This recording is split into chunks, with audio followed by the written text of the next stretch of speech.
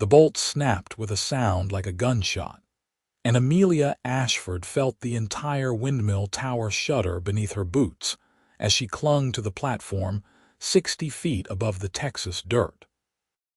She had climbed up to fix the jammed fantail because the wind had been screaming through the ranch all morning, spinning the blades erratically and threatening to tear the whole mechanism apart, and nobody else had been near the yard when she noticed the problem.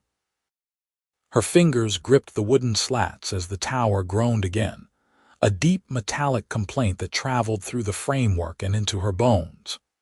The afternoon sun beat down on her neck, and sweat ran between her shoulder blades as she tried to steady herself against the sudden sway. She could see the whole of the Bar T ranch spread below her, the corrals and barns and the big house with its wide porch, the cattle dotting the brown grassland beyond, and she thought with strange clarity that this was a beautiful view for what might be her last moment. Then she heard boots hitting wood fast and hard, and when she dared to look down, she saw Tobias Brooks climbing toward her with a speed that seemed impossible, his hat flying off behind him and his face a mask of something she had never seen there before, something raw and terrified that made her heart clench in a way that had nothing to do with her own fear. He reached her in what felt like seconds, though it must have been longer, his hand closing around her wrist with enough force to bruise, and he said nothing at all as he guided her feet to the ladder rungs below, keeping his body between her and the worst of the sway. The tower groaned again and tilted slightly, just a few degrees but enough to make her gasp, and his grip tightened even more. They descended rung by rung, his breathing harsh and ragged above her, and when her feet finally touched solid ground she felt her knees go weak with relief. Tobias released her wrist only to grip both her shoulders, turning her to face him, and she saw that his hands were shaking. His face had gone pale beneath his tan, and his dark eyes were wild in a way she had never witnessed in the 2 years she had worked at the Bar T. He was the foreman, the man everyone looked to when trouble came, the one who stayed calm when horses spooked or storms rolled in or anything else went wrong, and now he looked like he might come apart entirely. "What the hell were you thinking?" His voice came out rough, almost strangled. "That tower has been wobbling for weeks. You could have been killed." Amelia pulled back from his grip, her own fear transforming into something else now that she was safe. Someone had to fix it. The fantail was stuck and the wind was going to rip the blades clean off. Someone, but not you. He ran a hand through his dark hair, and she could see he was trying to compose himself and failing. "Never you. Do you understand me? You don't climb anything on this ranch, not windmills, not barn roofs, nothing. That is ridiculous." She crossed her arms over her chest, aware that several ranch hands had gathered at a distance, watching. "I have been helping with repairs since I got here. You never said anything before. I am saying it now." His jaw was set in a hard line, but his hands were still trembling slightly at his sides.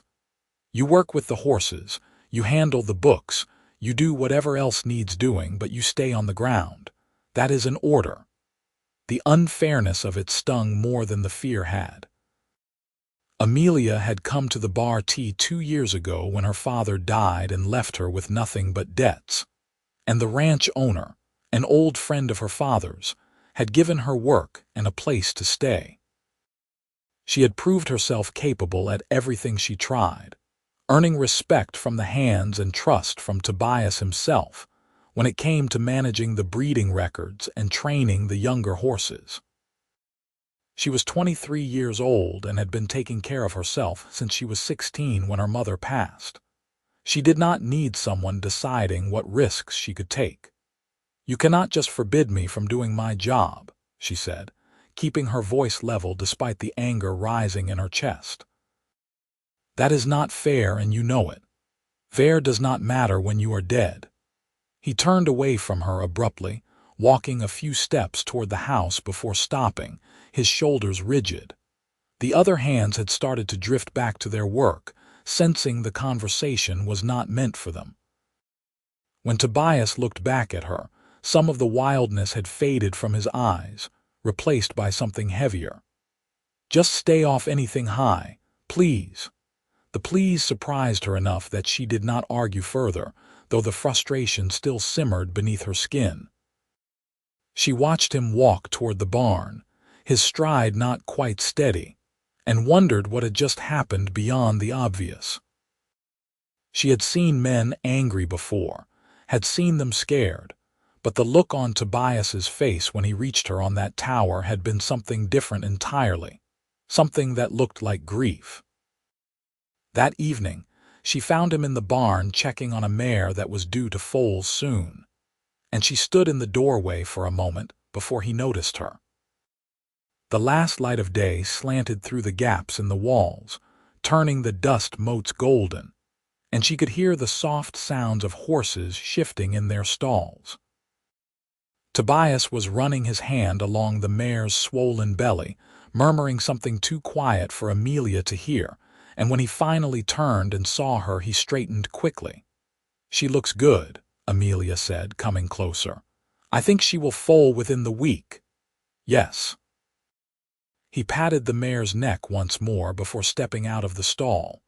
"Did you need something I wanted to talk about earlier?"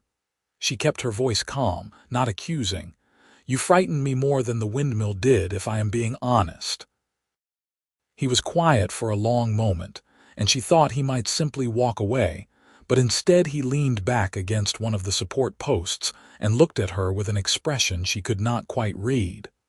"I should not have shouted at you like that. Not in front of the men. I do not care about that." She moved closer, close enough to see the tension still lingering in his shoulders. "I care about why you reacted that way. You have always treated me like I am capable, like I have a brain in my head and can make my own choices. Today you acted like I was a child. You are not a child." His voice was quiet now, almost too quiet. "That is not what this is about." "Then what is it about?" She waited, watching the play of emotions across his face, the way he seemed to be weighing something heavy in his mind. "Tobias, talk to me." He closed his eyes briefly, and when he opened them again, there was a resignation there that made her chest tighten. "I had a wife once, back in Colorado before I came to Texas. Her name was Sarah." The words landed like stones between them.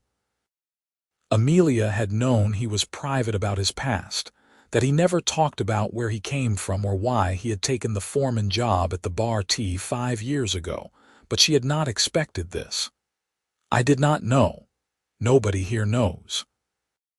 He looked down at his hands, calloused and scarred from years of ranch work. "She died 7 years ago.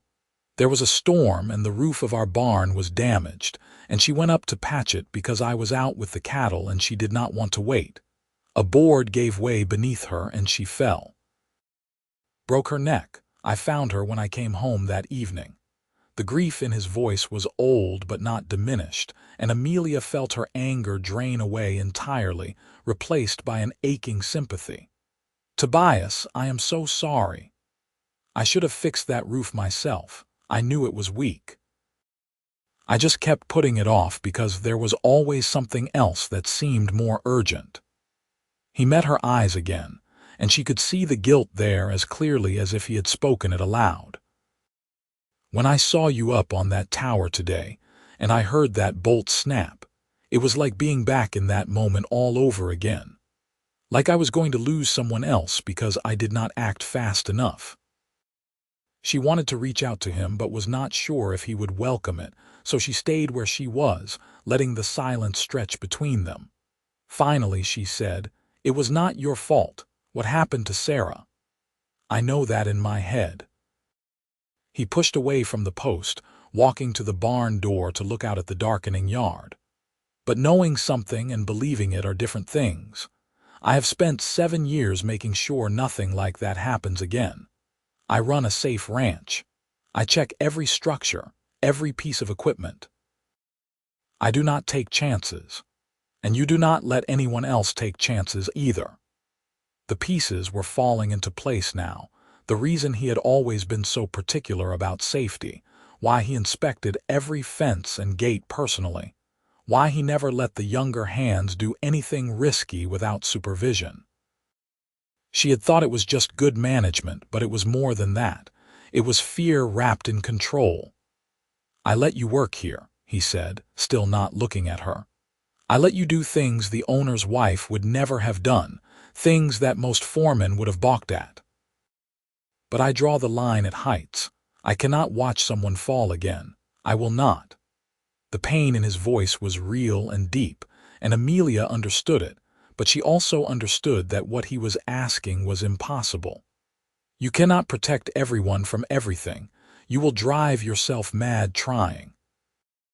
"Maybe."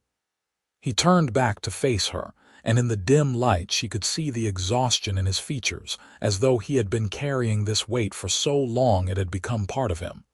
"But I can try, and I can ask you not to climb anything else on this property. Will you do that for me?" She wanted to say yes because she could see how much it mattered to him, but the words stuck in her throat.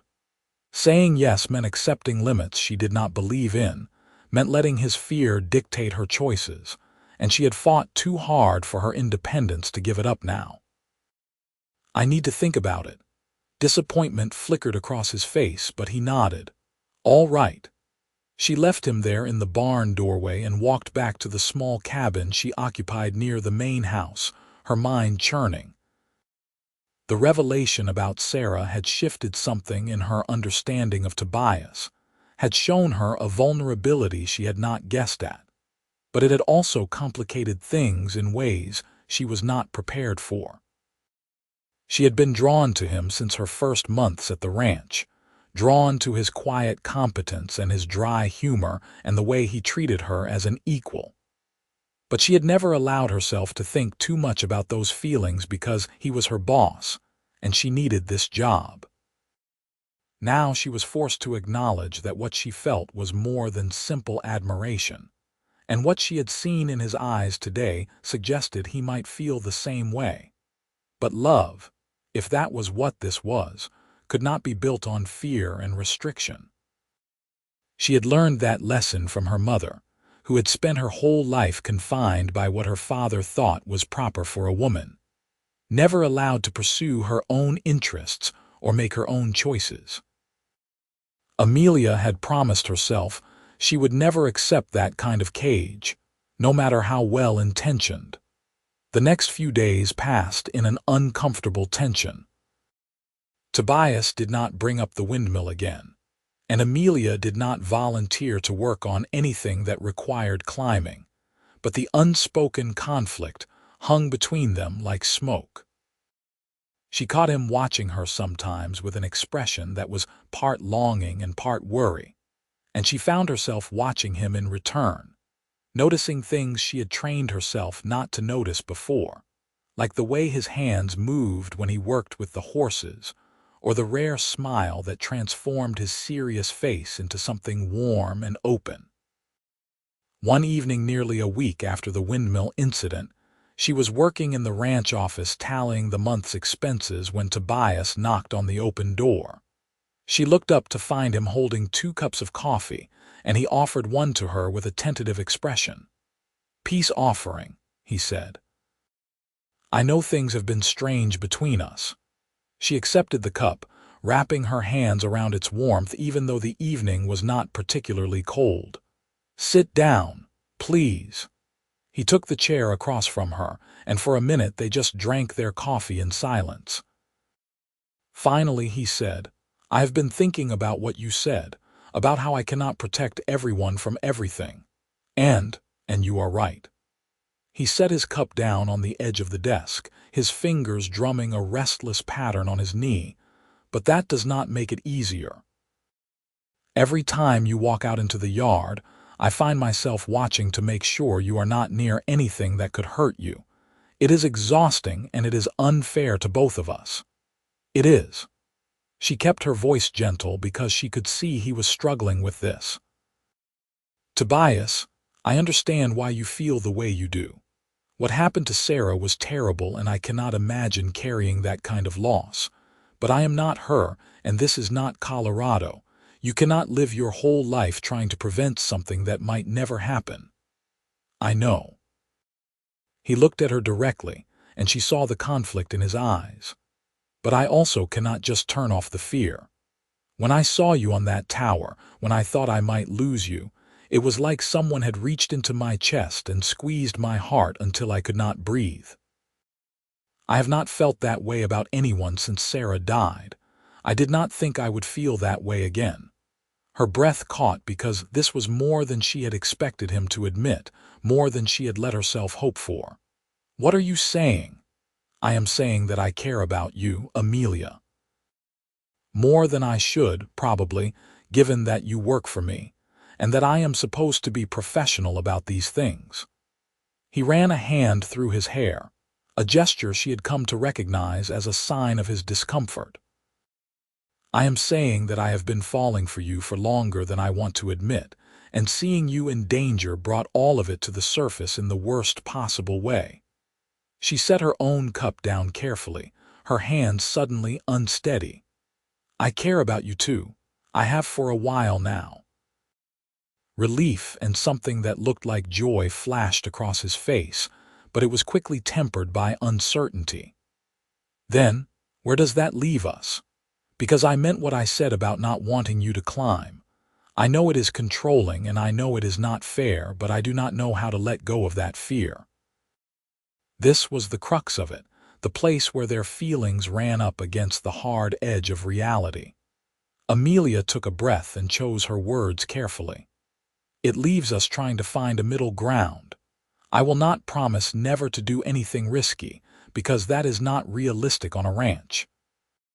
Things break, animals get spooked, accidents happen.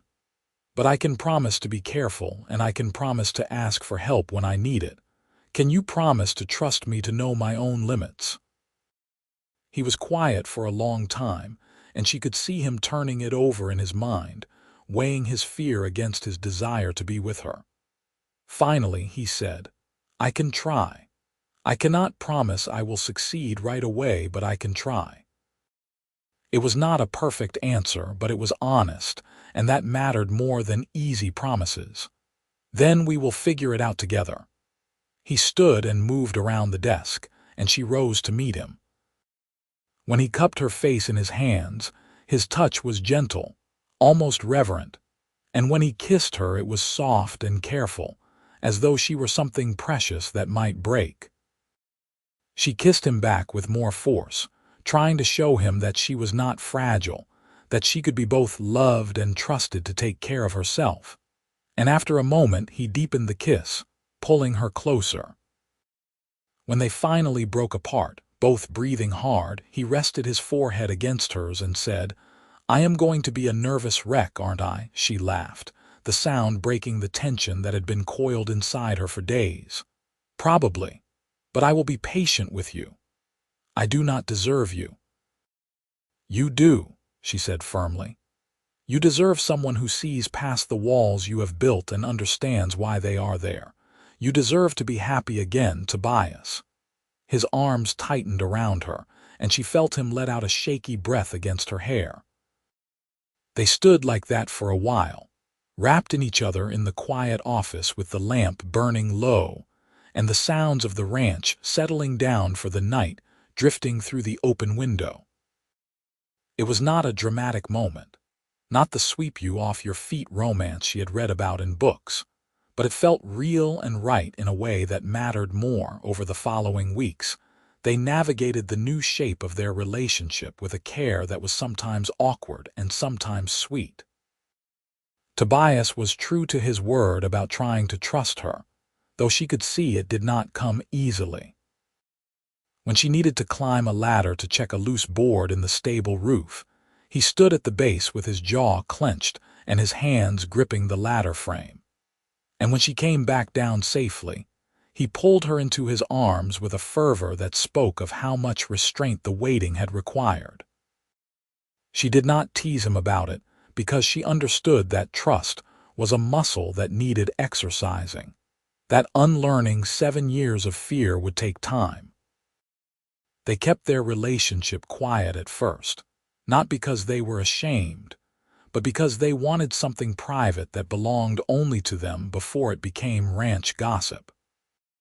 But the hands were not blind, and eventually one of the older cowboys made a comment about how the foreman seemed in a better mood lately. And after that the secret was out. The owner of the ranch, a grizzled former cavalry officer named Marcus Wheeler, called them both into his office and studied them with shrewd eyes before saying he did not care what they did as long as it did not interfere with the work, and they both assured him it would not. The old windmill stayed where it was, listing slightly to one side and unused, because Tobias declared it unsafe and ordered it dismantled. For a while the ranch relied on the well and hand pumps, which was harder work but manageable. Then Marcus decided they needed a new windmill after all, a proper one built to last, and he asked Tobias to oversee the construction. It was late autumn by then, the heat of summer fading into cooler days and cold nights, and the sky was a deep, endless blue that seemed to stretch forever. Tobias hired a crew from town to help with the heavy work, but he and Amelia did much of the planning and preparation themselves, laying out the foundation and assembling the tower sections and checking every bolt and joint twice over.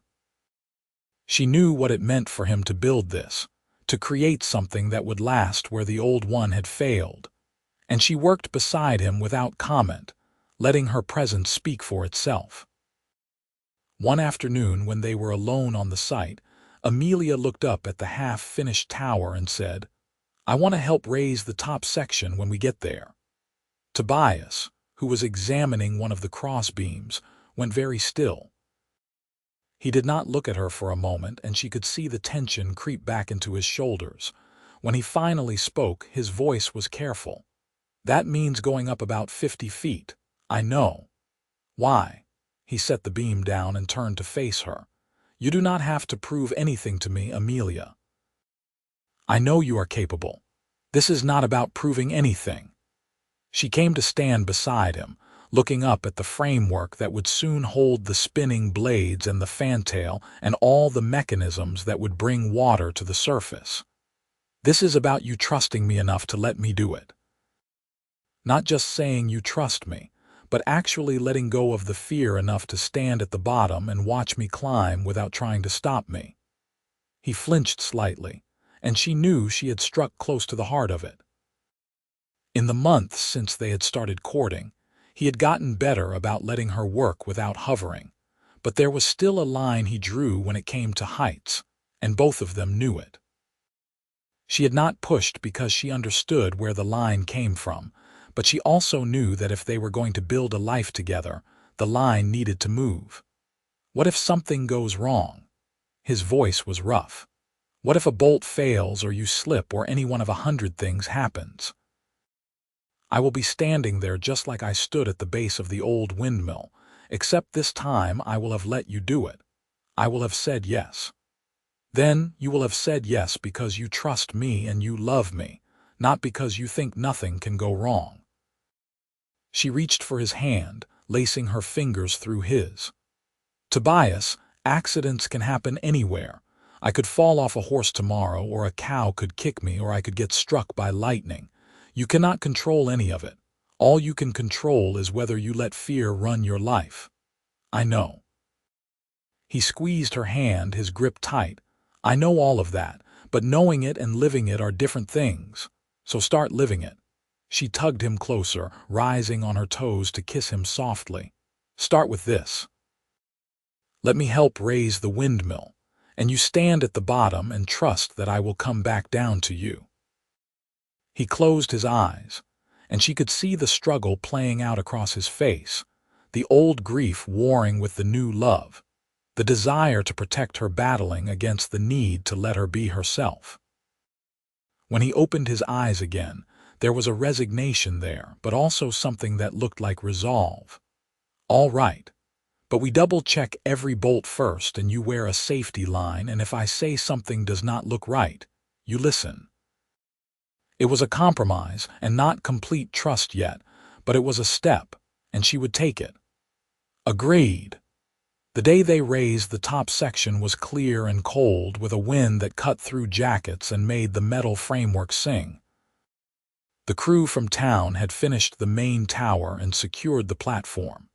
And now it was time to haul up the blades and the fantail assembly and bolt everything into place.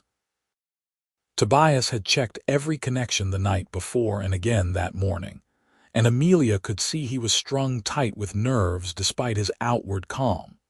When it came time to climb, she buckled the safety harness around her waist and clipped the line to the tower framework as she ascended.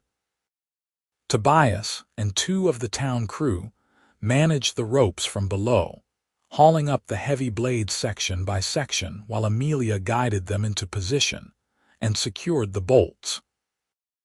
The wind pulled at her clothes and hair, and the view from the top was dizzying.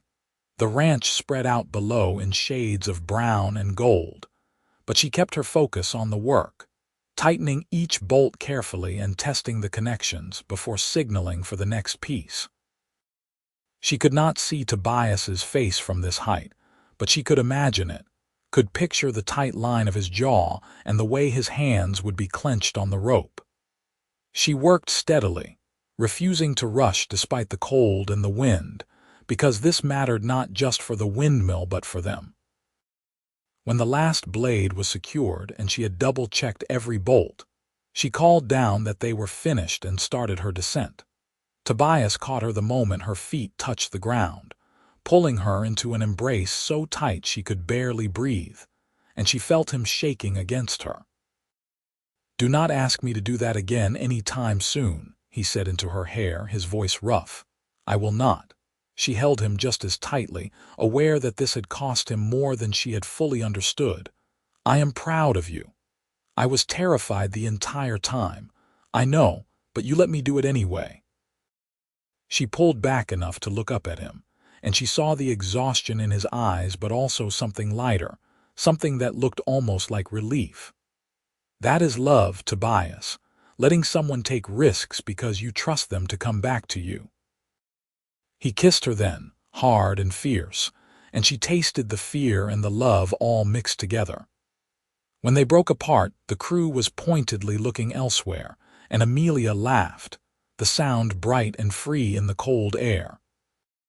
The windmill spun smoothly when they tested it, the blades catching the wind and turning with a rhythmic creak, the pump drawing water up from deep below and spilling it into the trough with a sound like music. Marcus Wheeler came out to inspect it and declared it the finest windmill in the Texas Panhandle, and Tobias allowed himself a small smile of satisfaction. That evening, he and Amelia stood in the yard watching the sun set behind the turning blades, and he said, "I want to marry you." It was not a question, exactly, but not quite a statement either, and she looked at him with surprise and a sudden warmth blooming in her chest. "Is that a proposal?" "It is if you say yes." He turned to face her fully, taking both her hands in his. "I know I am not easy. I know I have a past and scars that are going to take a long time to fully heal. But I love you, Amelia Ashford, and I want to build a life with you. I want to wake up beside you every morning and work this ranch together and grow old watching windmills spin. Will you marry me?" She thought about saying something teasing, something light to ease the tension she could see in his shoulders, but this moment was too important for deflection. "Yes, I will marry you, Tobias Brooks. I will marry you and love you and drive you absolutely mad with worry sometimes, and you will learn to live with it because that is what marriage is." He laughed, a sound of pure relief and joy, and swept her up in his arms, spinning her around once before setting her back on her feet. "I can live with that." They married in the spring of 1887 in the small church in the nearest town, with Marcus Wheeler standing as witness and most of the ranch hands crowding into the pews. Amelia wore a simple white dress she had sewn herself, and Tobias wore his best suit. And when the preacher declared them husband and wife, the kiss they shared was soft and full of promise. They held the reception in the ranch yard, with tables set up under the clear blue sky and food and drink enough for everyone, and they danced to a fiddler's tune while the windmill turned overhead, a monument to trust and letting go. The first year of marriage was an adjustment, as all first years are. They moved into the foreman's house together, a modest but comfortable place with 2 bedrooms and a kitchen that caught the morning light. Amelia continued working with the horses and keeping the ranch books, and Tobias ran the day-to-day operations, and they settled into a rhythm that felt both new and familiar. There were still moments when his fear surfaced, times when she did something he considered risky and he had to work through the instinctive panic, but he got better at it, and she got better at understanding when to push and when to give him space. She learned the full story of Sarah over time, in pieces shared on quiet evenings or during long rides across the ranch land. Sarah had been his childhood sweetheart, a girl he had known since he was 10 years old, and they had married young and full of dreams about building a life together. Her death had shattered him so completely that he had left Colorado within a month, unable to bear the sight of the empty barn and the house they had shared. He had drifted for a while, working ranches across Wyoming and Kansas, before finally landing at the Bar T and deciding to stay. Amelia listened to all of it without judgment, understanding that Sarah would always be a part of who he was, and that loving him meant accepting the whole of his history. In the spring of 1889, Amelia discovered she was pregnant. She told Tobias one evening after dinner, and she watched his face cycle through surprise and joy and then, inevitably, fear. "What if something goes wrong?" he asked, his hand already moving protectively to her still flat stomach. "Then we will deal with it together."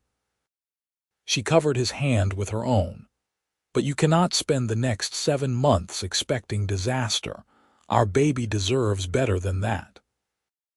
He nodded, but she could see the worry taking root, and over the following months she had to repeatedly remind him that pregnancy was not an illness, and she was perfectly capable of continuing her work. He wanted her to stop riding horses entirely, and they had their first real argument about it in the barn one afternoon, voices raised and frustration spilling over on both sides. In the end, they compromised on her riding only the gentlest mares and staying away from anything unpredictable, and she could see him physically restraining himself from hovering every time she went near the corrals. Their daughter was born in December of 1889, a cold, clear night when the stars seemed close enough to touch. The labor was long and difficult, and there was a moment near the end when the midwife's face went tight with concern. But Amelia pushed through it with a stubbornness that later made Tobias shake his head in wonder. When the baby finally arrived, squalling and red-faced and perfect, he held her with shaking hands and tears running down his face, and Amelia understood that he was crying for more than just joy, that this moment was tangled up with everything he had lost and everything he had feared losing again. They named her Clara Josephine Brooks, and she had her father's dark eyes and her mother's stubborn chin. Tobias was a devoted father from the first moment, changing diapers and walking the floor at night when Clara would not sleep and singing her soft lullabies in his rough voice.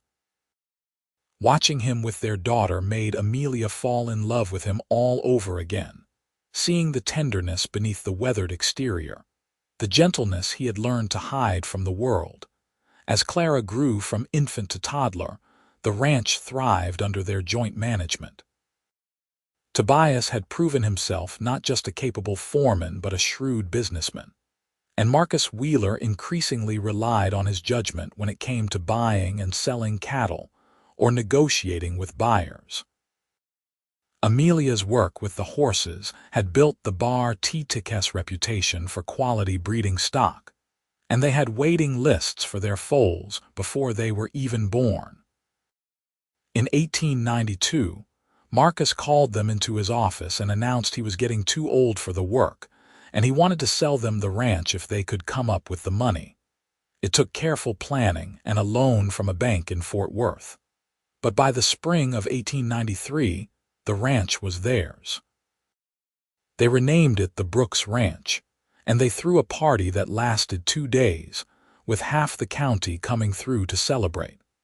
Standing on the porch of the main house, which was now their house, Amelia looked out at the land they now owned and felt a satisfaction so deep it was almost painful. She had come here with nothing, running from debts and grief, and now she had a home and a family and a future that stretched out bright and full of possibility. Clara was 3 years old by then, a whirlwind of energy who followed her father everywhere, and asked endless questions about the horses and cattle and everything else she encountered. She had no fear of heights, which gave Tobias gray hairs and made Amelia hide her smiles, and she could often be found perched on fence rails or climbing trees with a determination that was pure Ashford.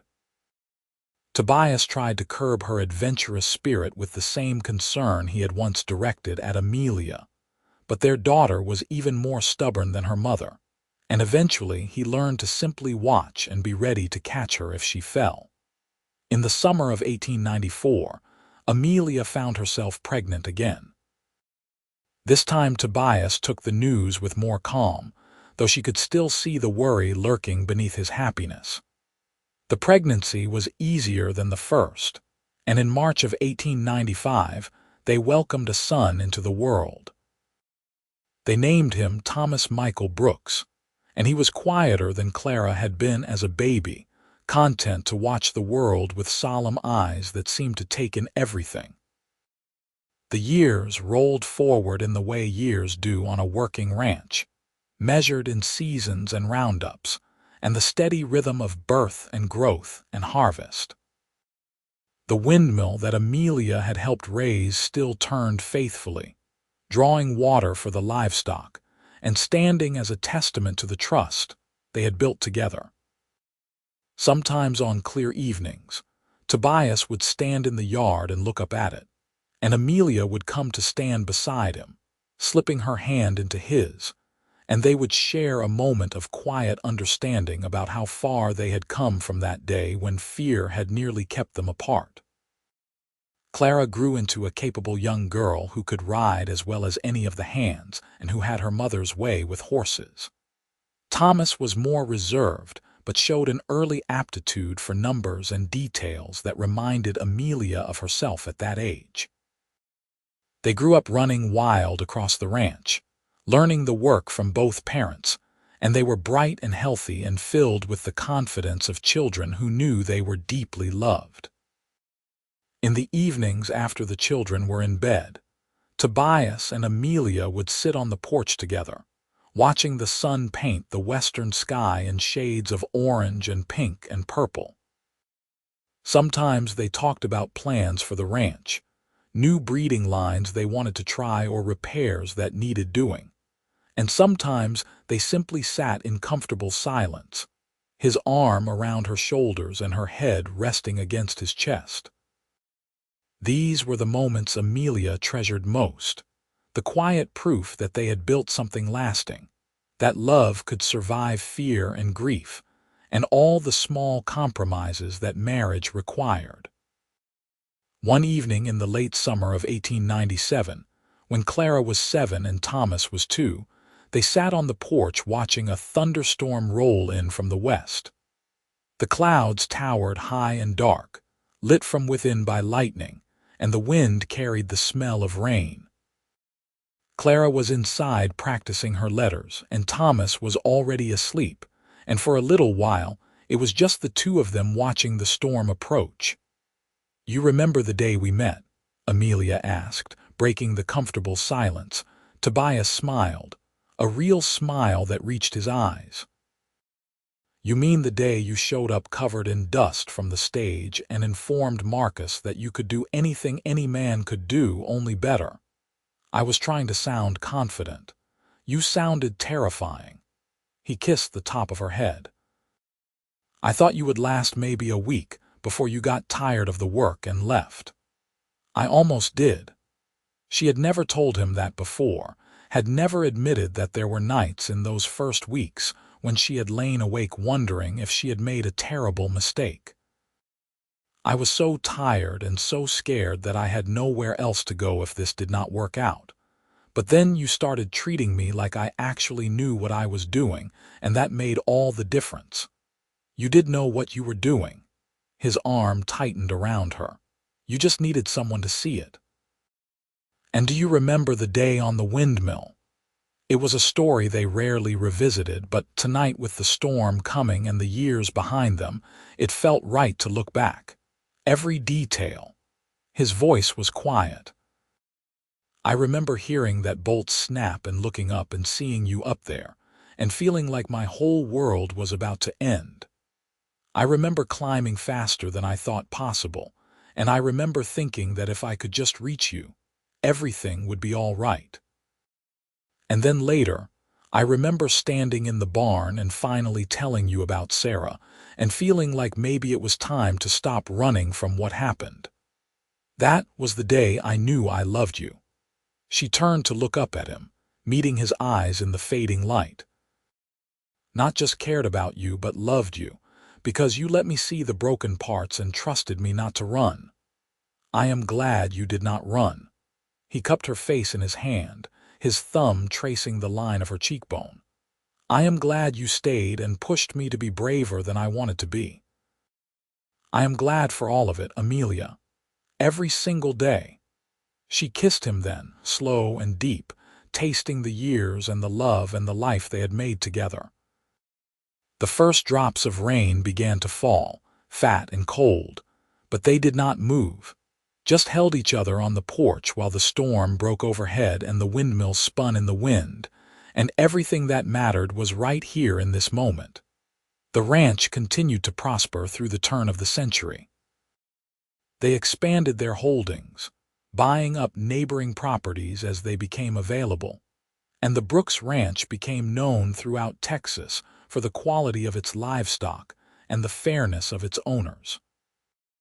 They hired more hands as the work grew, and Tobias trained several young men who went on to become foremen themselves at other ranches, carrying his lessons about safety and respect and working smart instead of just working hard. Clara at 15 was already turning heads in town, though Tobias liked to pretend he did not notice, and she had inherited her mother's independent spirit and her father's steady competence. She could rope and ride with the best of them, and she had started helping her mother with the horse breeding in earnest, showing a natural instinct for bloodlines and temperament. Thomas at 10 was quieter but no less capable, and he had taken over much of the bookkeeping from Amelia, freeing her to spend more time in the corrals and pastures where she was happiest.